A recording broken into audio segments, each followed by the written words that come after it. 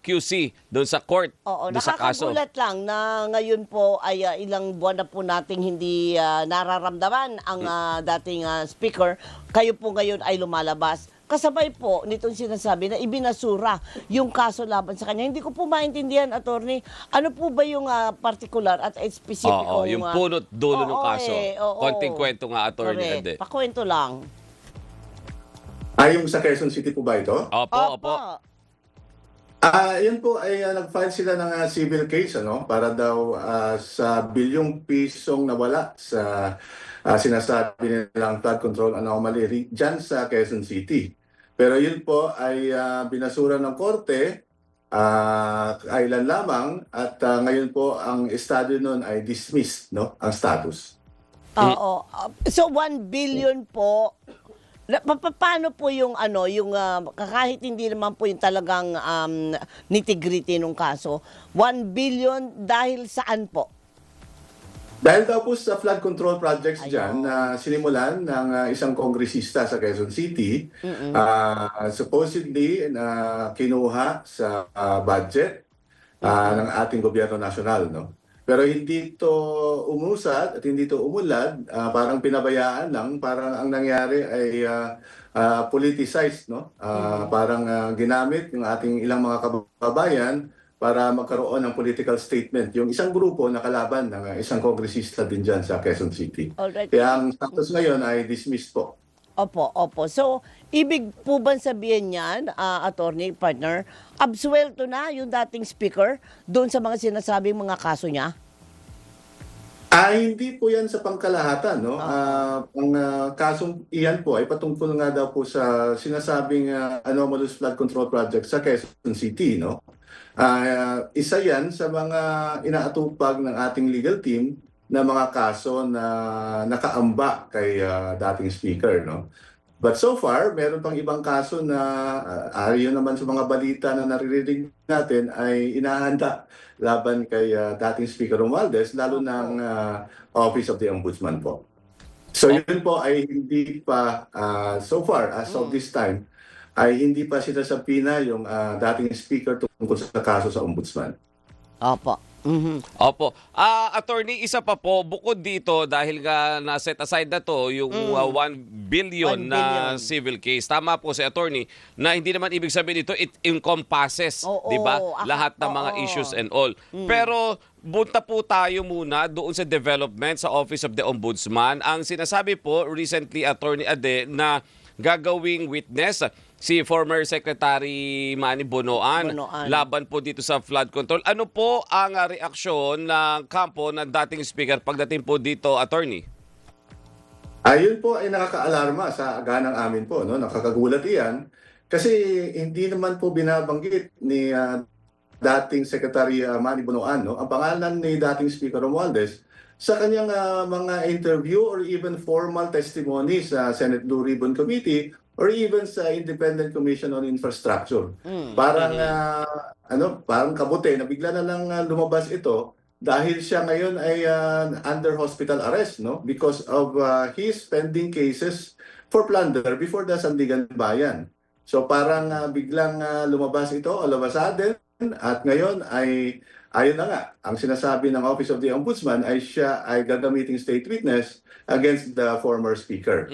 Attorney, in-expect nyo na ba ng kampo ninyo na aabot sa ganito na yung isa, sinasabi kasi parang nasa ilang milyon or aabot ata ng bilyon din yung kickback na napunta sa dating secretary kung kukumputin doon sa base doon sa investigation na isinagawa sa Senate.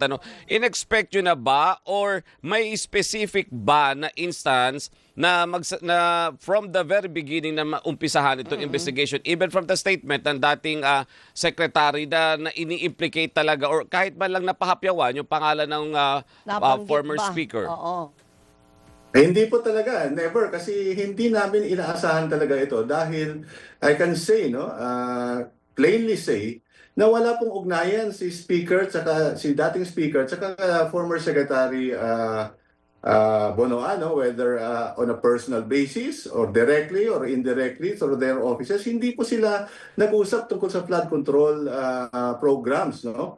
Kaya nga kami nagulat dahil ni Katiting na mention or nabanggit, no, ay hindi namin napag-isipan. Wala talaga kaming naalalang ganung okasyon kasi nga ang dating speaker ay wala pong anumang klaseng ugnayan kay Secretary Bonoan. Kaya ito po ay dapat tulad sa lahat na ating mga kababayan ay talagang news, balita to sa amin. Opo. Pero sa pangyayaring yan, ano ho ang pakiramdam ninyo? Bakit po nagkaganyan? Bakit dumating sa ganyang klaseng punto? Nang habang sinasabi nyo ay never naman na nabanggit ang dating speaker. Yan po ba sa palagay ninyo, attorney, ay may kinalaman din sa papalapit na SONA? Remember, doon sa SONA po ng dating Pangulo last year. Sinabi, siya yung nag-expose niyan eh. So, ang aasahan ng mga tao ay report po ng Pangulo tungkol doon sa in-expose niya ng mga anomalya. Ano na nangyari? Parang nangyari? ganon. At sa palagay niyo po ba ay yung pangalan, pagdadawit doon sa dating speaker, ay parte po yan nung sinasabi, paano mo ba ma-describe, partner, na pag-a-assess o pag-uulat sa bayan kung ano na ang nangyari doon sa kanyang ginawang pagsisiwalat ng mga anomalya? Magandang tanong po yan, Madam Doris, no? Actually, it highlights the fact na mag-iisang taon na po, wala pa ring ebidensya na nailalabas against the former speaker, no? Kahit itong si Secretary Bonoan, mahigit sa almost 1 year na, no?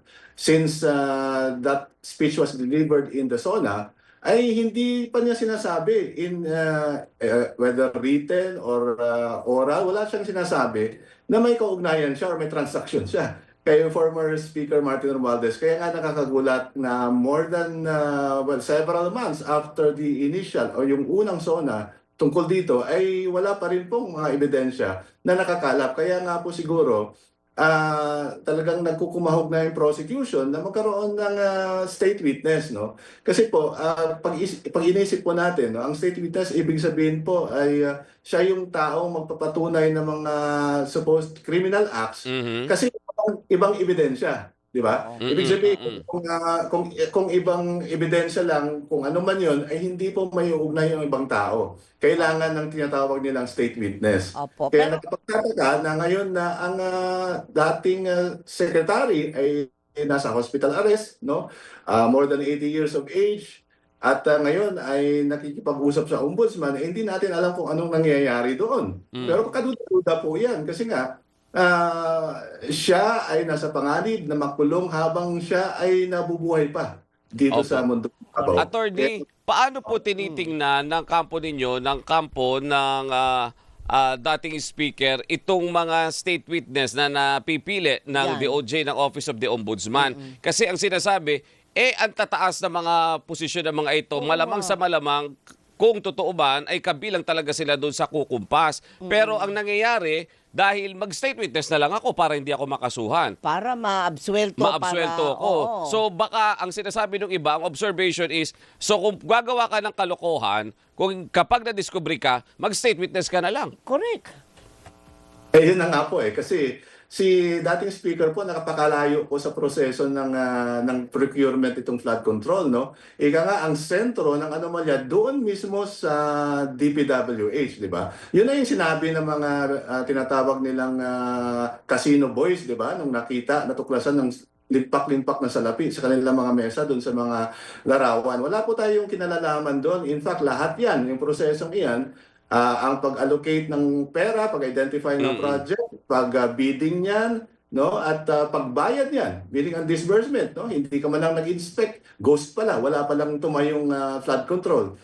Saan po may control yan, di ba? Hindi ba ang secretary? It was through his indispensable cooperation na nailabas po yung mga salaping yan, limpak-limpak, para bayaran ang proyektong hindi naman pala umiiral. So, yan po ang pinagtataka namin dahil, of course, understandably, human nature, no? Pamilya mo, hindi mo na makikita, andyan ka na, posibleng tumagal ng ilang taon ng iyong trial, but you are in detention, no? Hindi natin sinasabing may mga problema doon, but syempre, ang mga taong simple mag-isip, hindi kailangan ang abogado ang mag-isip niyan, na baka may mga ibang motibasyon dyan, lalo na, at hindi nababanggit itong itong pangalan, magic words nga, ika nga, na Martin Romualdez, all throughout the testimonies of these district engineers, mga assistant district engineer, no, mga regional director, hindi po nababanggit, no, kasi wala namang kinalalaman talaga. Kasi kung wala naman talagang ebidensya, ngayon maghahanap ka ng ebidensya through a state witness na puros kwento lang po. Okay. Alas na lang ako, partner. Kung kumustahin, akala mo close ako, no? Kumusta naman po ang dating speaker? Dahil hindi ko alam, ano ba, naka-medical leave po ba siya? Hindi po. Si dating speaker po ay abala sa kanyang constituents. No? In fact, napansin natin lately, doon siya sa Tacloban, tumutulong po doon sa pamilya ng mga batang Ay, oo nga nasawi pala. doon Oo. sa Tacloban. Opo, school shooting. Okay, Opo. sige. Last na sa part ko, Attorney Ade, ang iba sa mga komento naman, because of what is happening now, Oo. ang sinasabi, bakit inuuna pang kasuhan si Senator Rodante Marcoleta? Bakit hindi unahin itong si former Speaker Romualdez? Ano pong take nyo sa ganito, sir? Well, depende nga po sa ebidensya, no? Kaya nga, if we follow the evidence, I'm not so sure about Senator Marcoleta, pero sa nababasa ko, ay malinaw po yung ebidensya sa kanya, no? At may mga admissions siya, no, extrajudicially tungkol sa kanyang kasalanan. Itong kay dating speaker po, wala pong hindi katiting na ebidensya, no? Hanap ng ebidensya at wala namang mahanap. At ito na nga, dahil sa walang ika nga, parang isang ilog na walang tulay, ngayon tutulayan mo ng isang kwentong kutsero mula sa dating sekretary na hindi naman talaga po nagbanggit sa kanya all throughout his lahat ng oportunidad or pagkakataon binigay sa kanya sa Blue Ribbon, sa ICI, hindi po niya binanggit si dating speaker. Alright. Okay. Okay. Sige, sir. So, update tayo, attorney, ha? Attorney sa susunod po ulit, pag may No mga problem development. po. Thank you, sir. Salamat din po sa pagkakataon. Maraming Okay, salamat ingat po po. si Attorney Abdiel Dan Ade Fajardo, ang tagapagsalita po ni Leyte 1st District Representative Ferdinand Martin Romualdez. Paano ba yan? Paano? May mga babasahin ka ba dyan? Wala ako. Hindi Actually, nila ako ito yung mga binigyan. naiwan pa kay Alvin El Chico. Dahil alam niyo po si Alvin, tamad po yan eh. Siniraan pa.